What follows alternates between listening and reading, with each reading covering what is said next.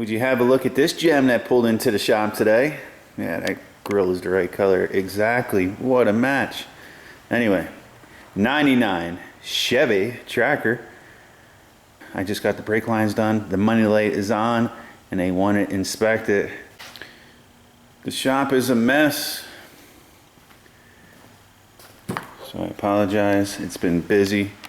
Don't even ask about that gem taking up space. The things I agree on.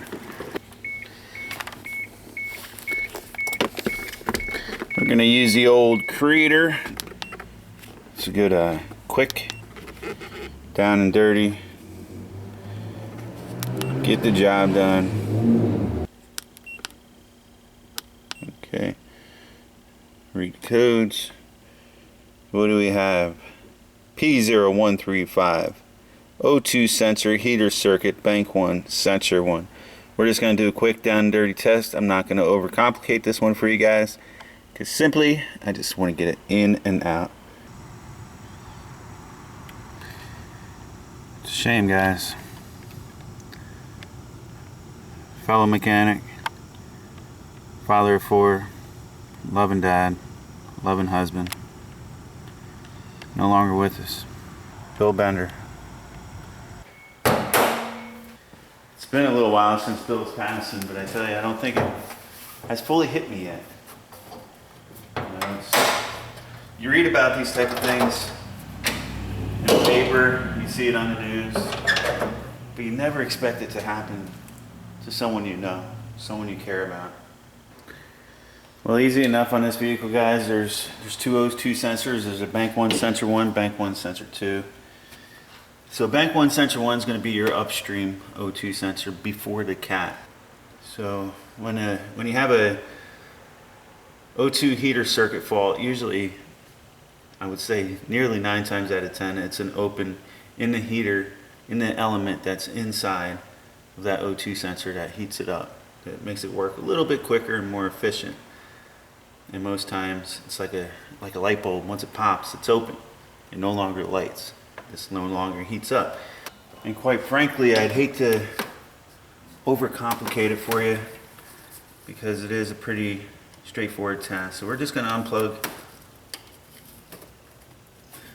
It goes that way. We're going to unplug that oxygen sensor. If you can, we're going to take that off the bracket. See if I get lucky. Oh yeah. Little tab underneath that you push in and pull. So that's bank 1, sensor 1. We're going to do a couple checks with a simple multimeter. Make sure that heating element is not open. I got myself a DVOM here. I'm going to put it to ohms. Touch our leads together.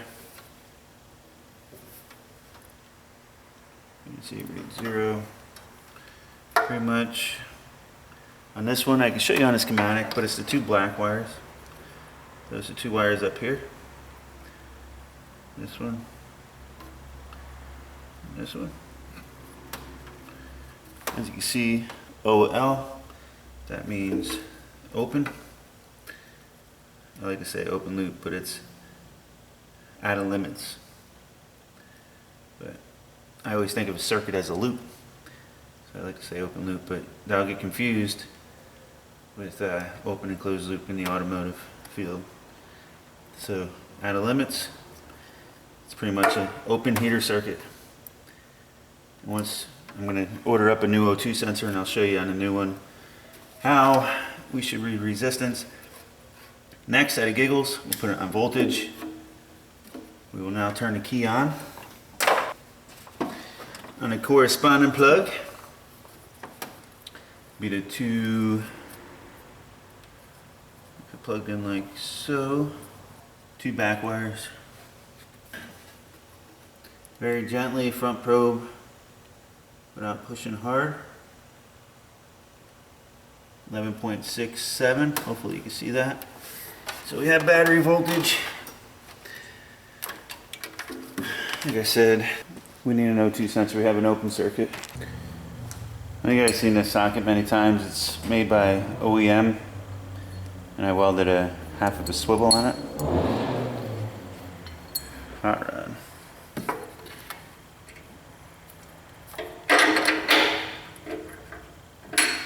I did that so I could get to these weird, hard to reach spots.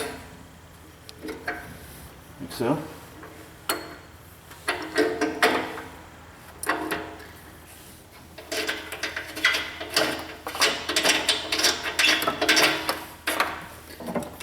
Alright. Okay, Tammy just got back with the new O2 sensor. I just want to do a resistance check on this heater. On this one it's 2 white wires. Remember, gently front probing. As you see, we got a reading now. Okay. That heater circuit is complete. It's got a continuous loop, where the other one was out of limits. Open. There, I know it's a little hard to find it, but we'll just finger for the hole. If you know what I mean. So.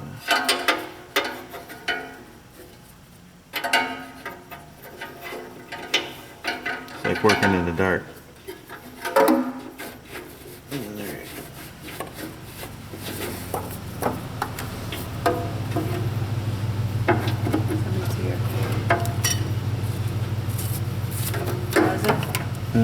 Pause it, somebody's here. Yeah, pause it.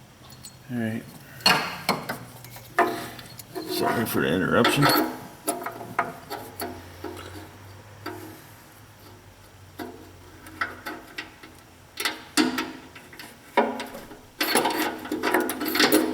So still, I got interrupted, so I lost track of where it was. I still have.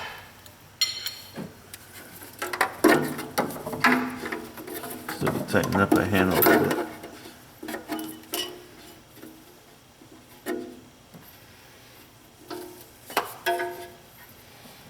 Alright, now we're close.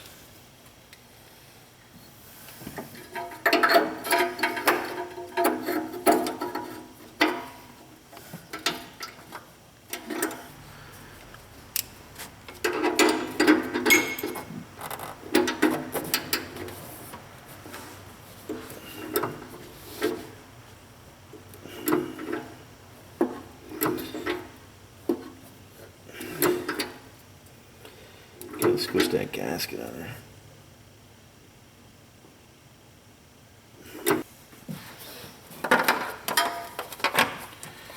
There's a little time lapse that went on there because I was working on another vehicle while waiting for the part. So it's now dark outside.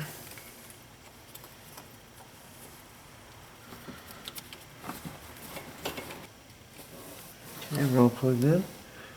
Feels good. Color doesn't match, but they promised me it was the right one. I looked it up twice.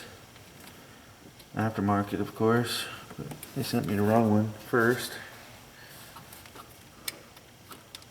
They gave us the wrong one first. Alright, that should be it. So now we'll just make sure we have everything picked up.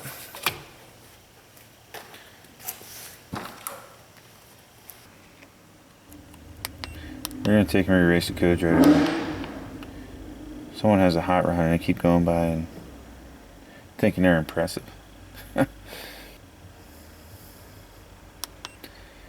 Alright, everything should be cleared.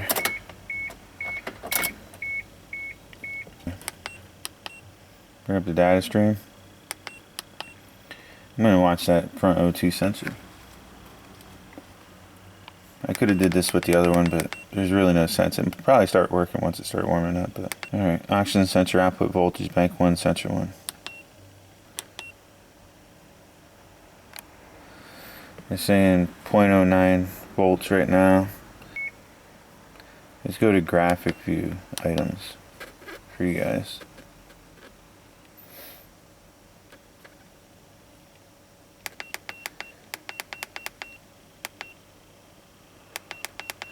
Bank 1, sensor 1. I should hook the launch up to this, would make it little easier to follow. We'll give it some time to get on the scale. I like when you can capture a min and max. We're fluctuating somewhere between 0.055 and 850 millivolts. Went down a little lower that time as it heats up. But as you can see, everything seems to be working just fine. We'll drive it for a little bit, let the drive cycles complete, and then I'll get back to you. What's happening, guys? Will Robinson here from Robinson's Auto Tools and Time.com. Welcome back.